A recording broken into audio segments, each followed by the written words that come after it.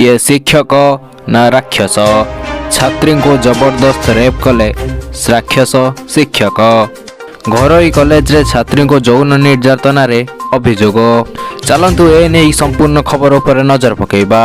नमस्कार ओडिशा मु आपण मानकु स्वागत जणाउछि ताजा ओडिशा न्यूज को।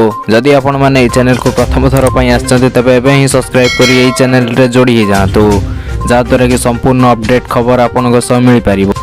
एबे चलतु नजर पकेबा खबर उपर।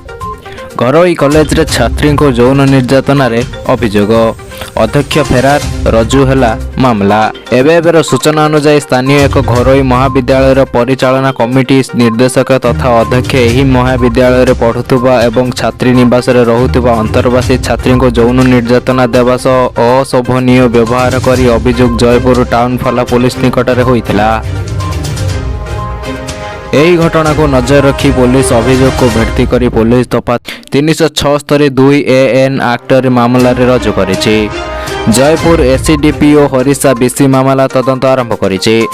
तेबे सूचना अनुसार मंगलवार संध्या पर्यंत अभियोगकारी छात्र छात्री और अभिभावक माने टाउन थाना रे डेरा पकाई रहिथिले।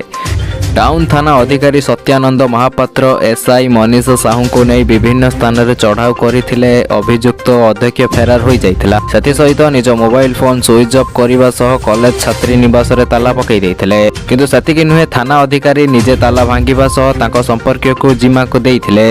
तेबे सूचना अनुसार छात्रावास वुमेन्स कॉलेज छात्र छात्री बही और अन्य जिनिसपत्र पुलिस उपस्थित रे कॉलेज और छात्रावास बाहर करथिले।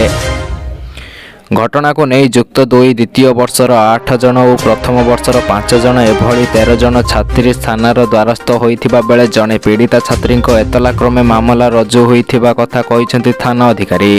प्रकाश योग्य छात्री माने अध्यक्ष एहिभली अशोभनीय व्यवहार रे अत्यंत रुष्ट होइथिले। छात्री को कुआड़े अध्यक्ष युक्त 2 परीक्षा रे फेल करदेबार भयभीत करने सह शारीरिक संपर्क रखा बाध्य करुले छात्री मानू। तेबे आज बुलेटिन को एठी रखुचे। देखा आउ गोटे नुआ खबर सह ब्यूरो रिपोर्ट ताजा ओडिशा न्यूज।